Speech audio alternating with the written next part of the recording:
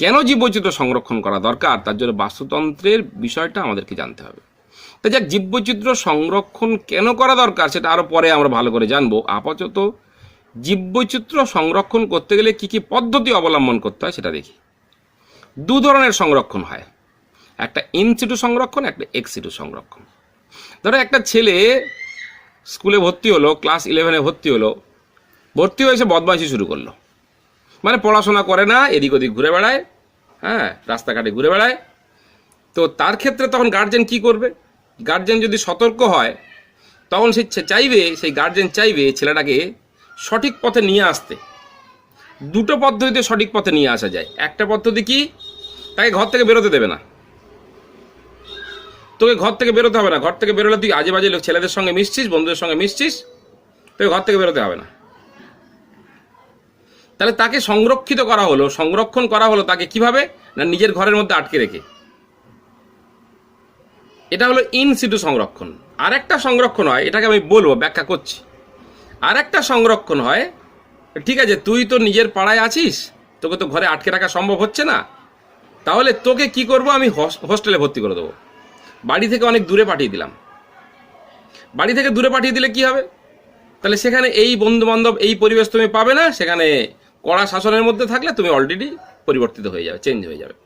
তাহলে সংরক্ষণ করতে গেলে দুটো পদ্ধতি অবলম্বন করা দরকার। এখানেও ঠিক তাই, জীববৈচিত্র্য সংরক্ষণ করতে গেলে দুটো পদ্ধতি। একটাকে বলে ইন সিটু সংরক্ষণ, আর একটাকে বলে এক্স সিটু সংরক্ষণ। ইন সিটুতে কি? নিজস্ব প্রাকৃতিক পরিবেশের সংরক্ষণকে বলা হয় ইন সিটু সংরক্ষণ। নিজস্ব প্রাকৃতিক পরিবেশে, অর্থাৎ ধরো বাঘকে আমি সংরক্ষণ করব। বাঘকে তুলে নিয়ে এসে আমার ঘরের ছাদে আটকে দিলাম, বাঘ কি ভালো লাগবে তার? বা একটা শহরের মধ্যে একটা গুহা তৈরি করলাম, দু একটা গাছ লাগিয়ে দিলাম, আর তার মধ্যে দুটো বাঘকে ছেড়ে দিলাম, তোরা এখানে থাক, তাই তো ভালো লাগবে না। যে জঙ্গলে ঘুরে বেড়ানো যার অভ্যেস, হ্যাঁ, জঙ্গলে রাজত্ব করা যার অভ্যাস, সে কোনোদিন একটা ছোট্ট এলাকাতে থাকলে তার কি কোনোদিন ভালো লাগবে? কোনোদিন ভালো লাগবে না। অতএব কিন্তু তাকে তুলে নিয়ে আসতে হচ্ছে। কেন না, তো যদি তাকে নিজস্ব এলাকায় রেখে দেওয়া যায়, তাহলে কোনো না কোনো পদ্ধতিতে তাকে সবাই মেরে ফেলে দিচ্ছে। অতএব তাকে যদি আমরা সংরক্ষণ করতে চাই, তাহলে আলাদা করে হয় তুলে নিয়ে আসতে হবে, না হলে আরেকটা জিনিস করতে হবে, তাকে আটকে দিতে হবে। ওই যেটা ছেলে মেয়েদের মানে বিপদগামী হওয়া থেকে বাঁচাতে গেলে বাবা মা যে জিনিসটা করে, একই পদ্ধতি।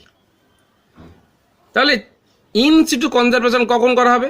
না, তার নিজস্ব প্রাকৃতিক পরিবেশে তাকে আটকে দাও, না জঙ্গলটাকে ঘিরে দাও। ওই জঙ্গলের মধ্যে কারোর প্রবেশ অধিকার থাকবে না, সেও বেরোতে পারবে না, অন্য কেউ ঢুকতে পারবে না।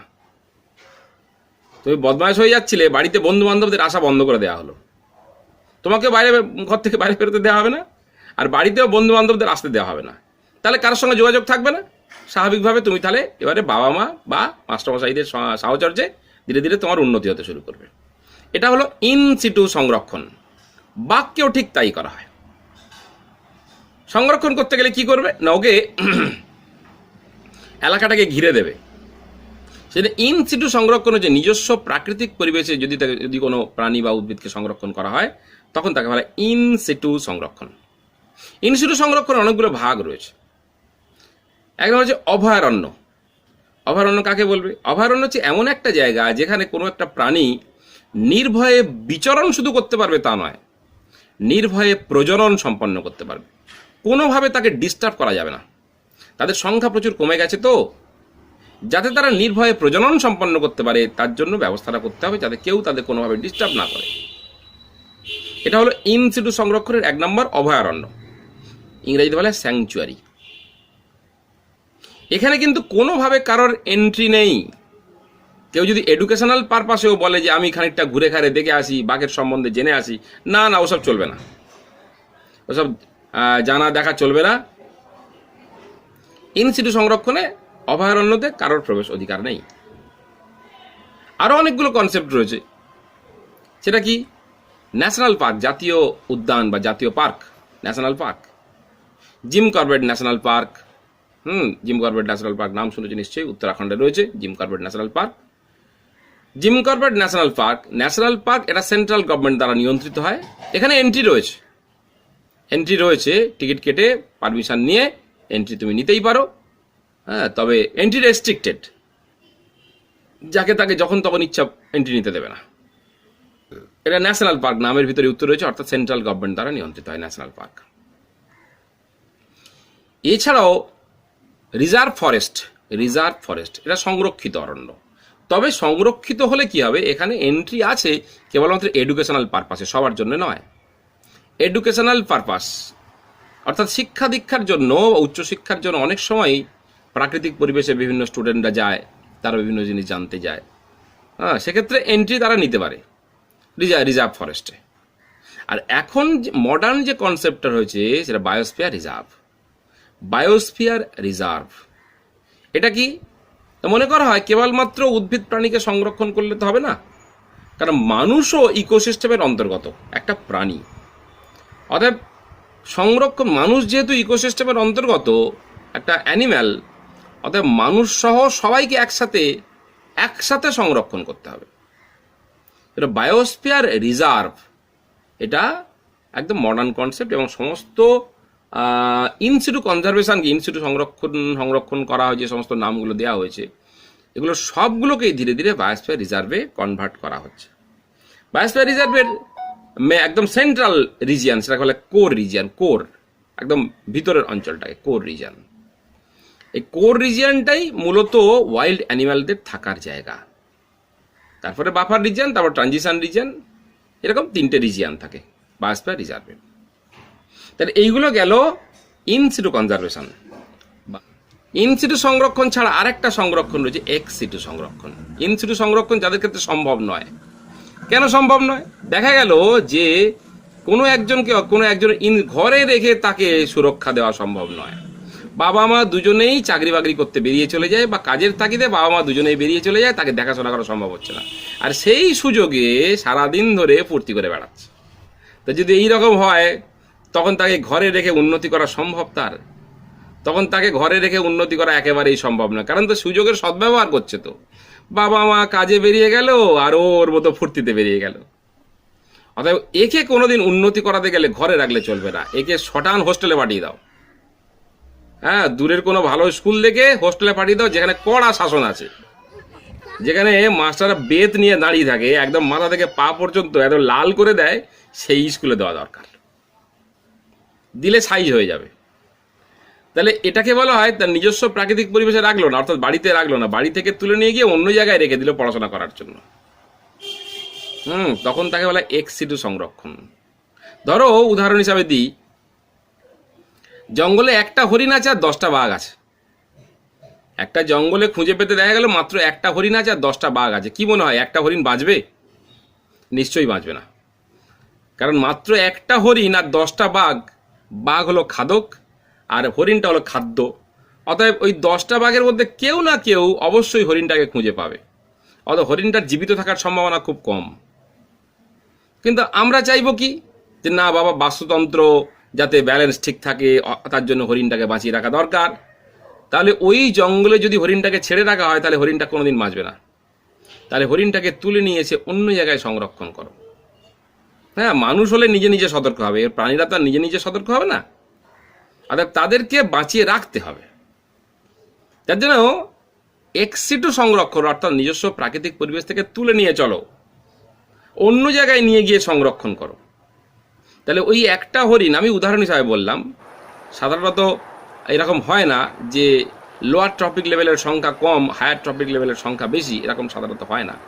তবে বাই চান্স যদি কোনো প্রাণী বা উদ্ভিদের সংখ্যা খুব কমে গেছে পরিবেশে, এবং অদূর ভবিষ্যতে তারা এন্ডেঞ্জার্ড স্পিসিস বা ক্রিটিক্যালি এন্ডেঞ্জার্ড, হ্যাঁ, রেড ডেটা বুক বলে এক ধরনের বুক আছে, তা তোমার এটা মানে প্রকাশিত হয় মাঝে মাঝেই, যেটা IUCN, international union for the conservation of nature and natural resources, international union for the conservation of natural and natural resources. এটা একটা আন্তর্জাতিক একটা সংগঠন। তারা প্রায়শই একটা বই আপডেট করে, তার রেড ডাটা বুক।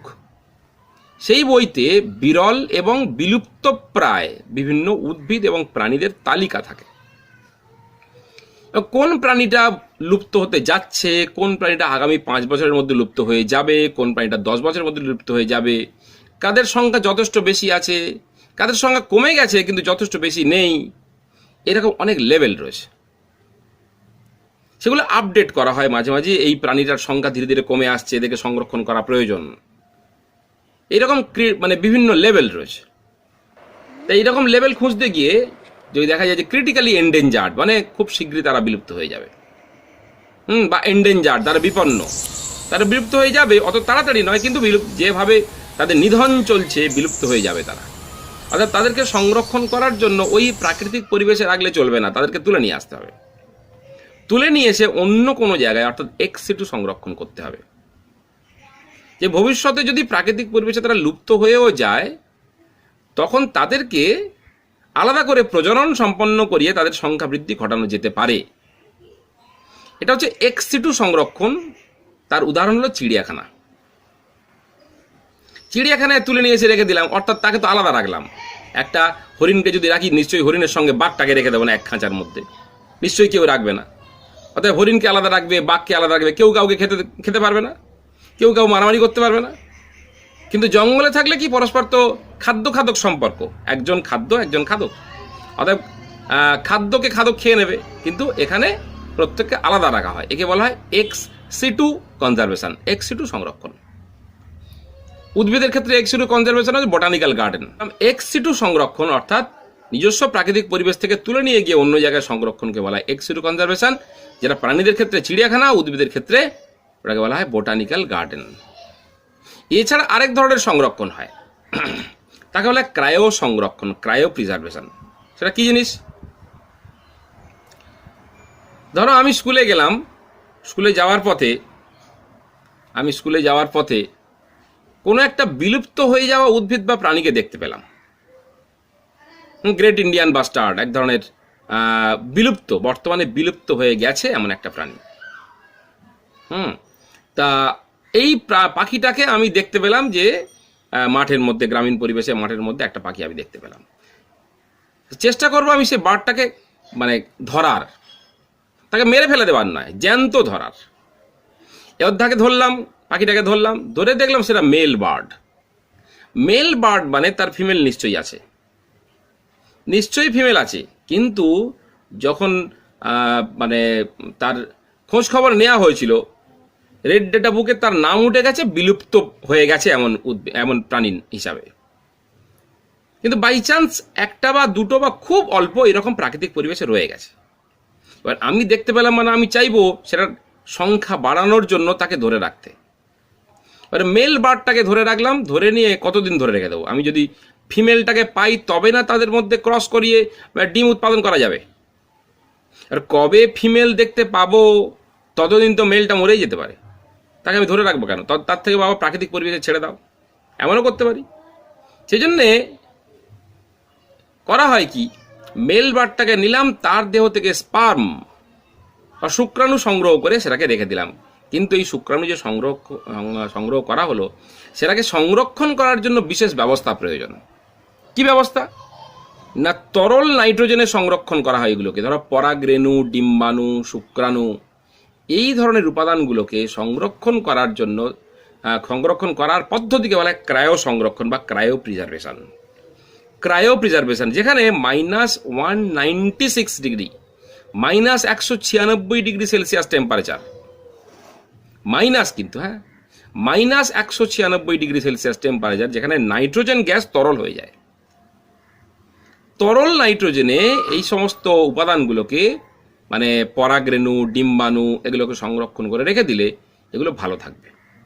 তাহলে সংরক্ষণ করলাম কেন? এবারে বহু বছর পর আমি হয়তো কোনো কারণ, আমি বা আমার অন্য কেউ যারা এগুলোকে বোঝে, তারা ওই স্পিসিসটার ফিমেল বার্ডটা পেল, বা পৃথিবীর অন্য কোথাও ফিমেল বার্ডটা খুঁজে পাওয়া গেল।